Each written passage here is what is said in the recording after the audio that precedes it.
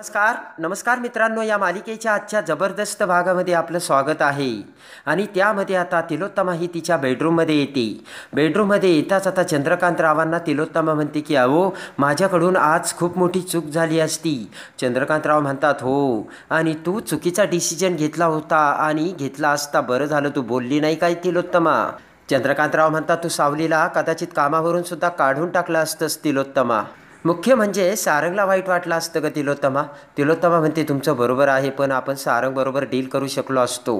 तिलोत्तमा म्हणते की पण मला एक गोष्ट पटत नाहीये. मला जरी ती मुलगी आवडत नसली तरी ऐश्वर्याचं ऐकून मी त्या मुलीवर अन्याय केला असता आणि त्यामुळे मी स्वतःला माफही करू शकले नसते आणि मला माझाच गिल्ट आला असता, असे आता तिलोत्तमा चंद्रकांतरावांना बोलून दाखवते.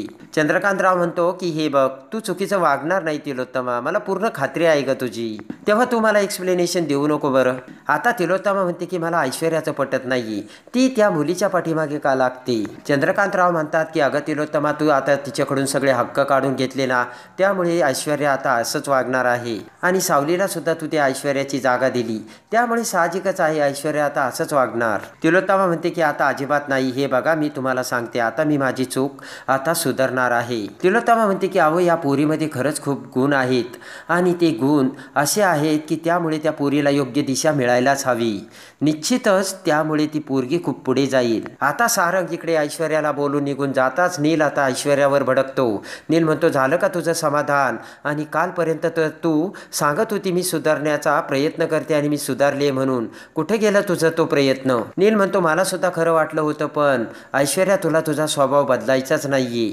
ऐश्वर्याकडे बघत आता नील म्हणतो की अगं सारंग तुझा किती रिस्पेक्ट करायचा, कधी तुला एक शब्दाने सुद्धा बोलला नाही तो, तुझ्याकडून किती चुका झाल्या होत्या ऐश्वर्या, पण आता तू सारंगच्या मनातून सुद्धा उतरलीस. नील म्हणतो याचा अर्थ गोष्टी कुठे चालल्यात हे तू लक्षात घे. ऐश्वर्या म्हणते की अरे अगोदर ती मुलगी चुकली होती, पण नंतर तिने चूक सुधारली. मी सुद्धा चुकले होते, पण मला काय केलं, मला डायरेक्टली कंपनीतून काढलं. ऐश्वर्या म्हणते की एवढे वर्ष मी कंपनीचं काम केलं नील, त्या बदल्यात मला काय मिळालं तूच सांग ना. मी किती मेहनत केली, कंपनीला किती पुढे नेऊन ठेवलं होतं, पण ऐन वेळेस मला कंपनीतून काढून टाकलं आणि म्हणून मला राग आला आणि म्हणून मी तिला बोलल्याची ऐश्वर्या बोलते. नील म्हणतो ठीक आहे, सावली चुकली म्हणून तू तिला बोलली, पण आता सावलीने चूक सुधारली ना, आणि एवढंच नाही तर तिने कंपनीला चांगला प्रॉफिटसुद्धा मिळवून दिलाय, तेव्हा आता तू तिचं कौतुक करशील का. आता कर ना मग तिचं कौतुक. चूक केल्यानंतर जशी तू तिला बोललीस, तिला वाईट ठरवलंस, तिच्यावर आरोप केले, तसे मग तिने आता फायदा केला तर तिचं कौतुकही तू करायला हवं. पण नाही ऐश्वर्या, तुझ्या रक्तातच ते नाही आहे, कारण तू एक नंबरची सेल्फिश आणि जलनशील बाई आहे, असे नील आता ऐश्वर्याला बोलतो. आणि इकडे आता सावलीला तिलोत्तमा चंद्रकांतरावांनी बोलावलेलं असतं. तिलोत्तमा आता सावलीला म्हणते की सावली सांग बरं तिकडे काय काय झालं प्रेझेंटेशनमध्ये. तेवढ्यात आता तिलोत्तमा म्हणते एक मिनटं, पण ऐश्वर्याने मला असं का सांगितलं असेल. तेवढ्यात आता ऐश्वर्या तिथे येते. ऐश्वर्या म्हणते की ॲक्च्युली मला माझी चूक कळाली आणि काय केल्याने ती चूक सुधारता येईल आणि त्यासाठी काय करायचं हे देखील मला कळालंय, म्हणून तुमच्या दोघांसमोर मला माझी चूक कबूल करायची आणि सावलीची माफी मागायची, अशी ऐश्वर्या बोलते. आणि माफी मागत आता ऐश्वर्या म्हणते की सावली मला माफ कर, मी तुला कधीच चांगलं वागवलं नाही, मी तुझ्याशी कधीही चांगलं बोलले नाही आणि तुला कधीच मी रिस्पेक्ट दिला नाही, आणि म्हणून आता मला माझी चूक कळाली म्हणून मला तुझी माफी मागायची ग सावली, असे आता नाटक करत ऐश्वर्या सावलीला बोलते. सावली म्हणते खरं तर मी राजीनामाच देणार होते, पण सारंग सरांनी मला जाणीव करून दिली की आपण जबाबदारीपासून पळतोय आणि असं पळायचं नसतं, आणि अमृता वहिनीने सुद्धा मला धीर दिला, त्यामुळे मला या सगळ्यातून प्रेरणा मिळाल्याची सावली सांगते. तेव्हा आता हे काम किती महत्त्वाचं आहे आणि ते किती जबाबदारीतून करावं लागणार आहे याची मला जाणीव झाली, असे आता सावली तिलोत्तमासमोर सांगते. चंद्रकांतराव म्हणतात बघितलं का ऐश्वर्या, तू तिच्यावर किती आरोप केले, तिला नाही ते बोललीस, पण त्याच्यातून सुद्धा तिने संधी शोधली. चंद्रकांतराव म्हणतात खरंच सावलीकडून शिकण्यासारखं खूप आहे. ऐश्वर्या म्हणते खरंही तिच्याकडून खूप शिकण्यासारखं आहे, पण मीच तिला ओळखू नाही शकले. आणि आता ऐश्वर्या सावलीला हात जोडून आता माफी मागते. ऐश्वर्याने हात जोडता क्षणी आता सावली म्हणते खरं सांगू का, माझ्या मनात तुमच्याबद्दल कधीच वाईट भावना नव्हती, आणि तिलोत्तमा म्हणते की हे बघ, मी तुला छान मार्गदर्शक दिलेत, छान अभ्यास कर तू सावली, आणि आपल्याला असेच मार्गदर्शक पाहिजेत की जेणेकरून आपण पुढे जाऊ शकतो. आणि तिलोत्तमा असे म्हणत सावलीला मन लावून अभ्यास करायला बोलते. आता इकडे राजकुमार हा घरी येऊन अमृताच्या बेडरूममध्ये येतो.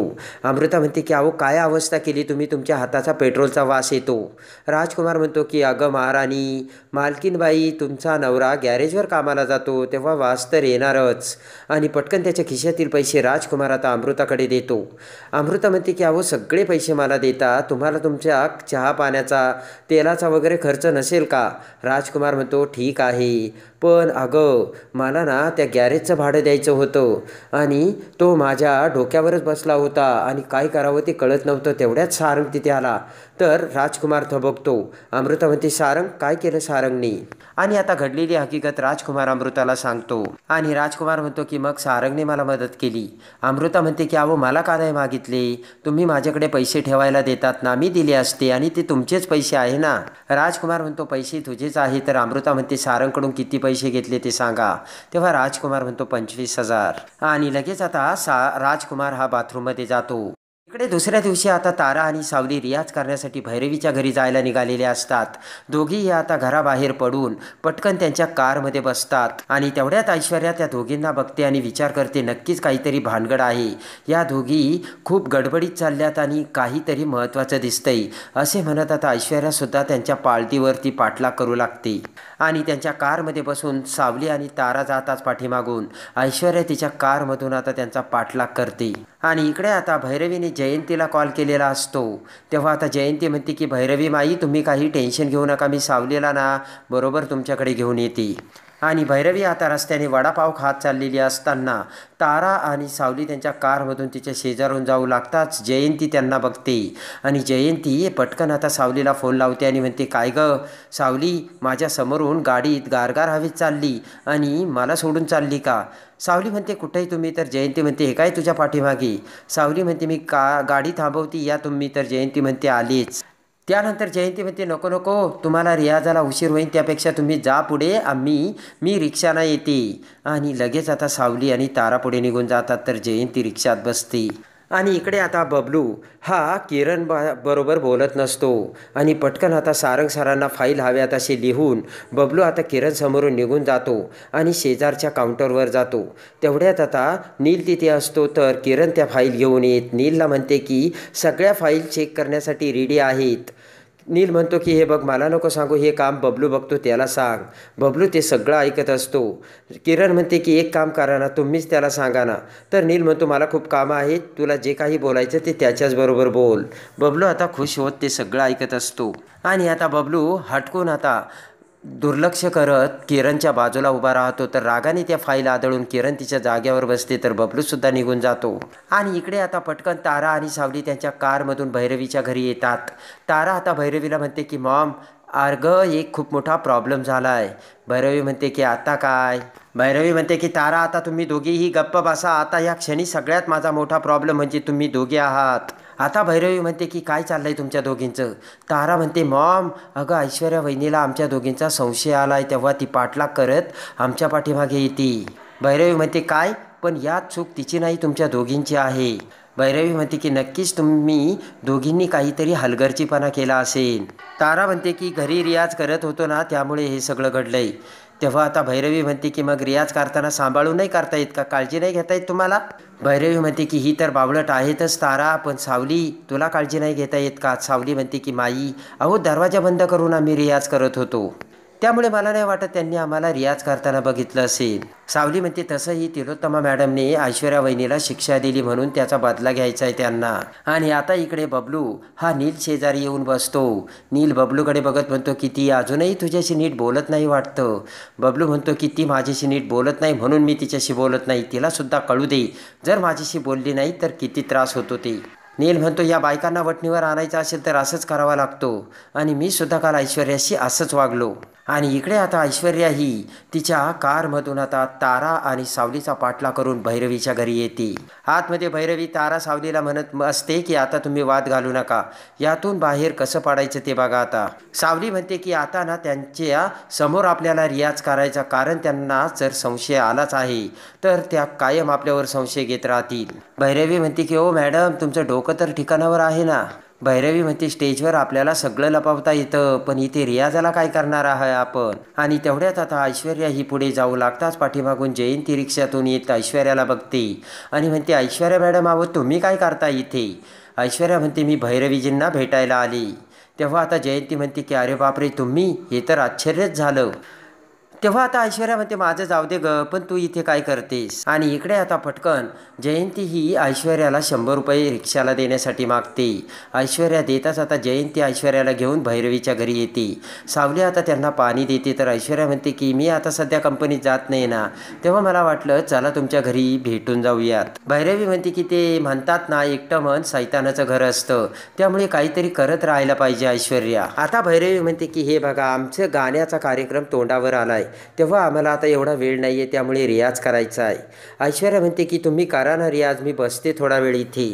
आणि लगेच आता भैरवी ही तारा आणि सावलीकडे बघते. त्यानंतर आता मात्र ऐश्वर्या तिथेच बसून राहिलेली असते. तेव्हा सावलीने आता तिचा प्लान सांगितल्याप्रमाणे ताराने आता ब्ल्यूटूथ आपल्या मांडीमध्ये घेतलेलं असतं आणि सावलीच्या गाण्याचा आवाज आता त्या ब्ल्यूटूथमधून तारा काढू लागते. तर पुढे भैरवी आणि सावली रियाज करू लागतात. पाठीमागून ऐश्वर्या तिथेच बसून ते एक गाणं ऐकत असते आणि सावलीने मोठी शक्कल लढवलेली असते आणि ऐश्वर्याला मूर्ख बनवलेलं असतं. आणि त्यानंतर आता ताराच गाणं गाते हे आता ऐश्वर्याला कळून ऐश्वर्या तिथून निघून जाते.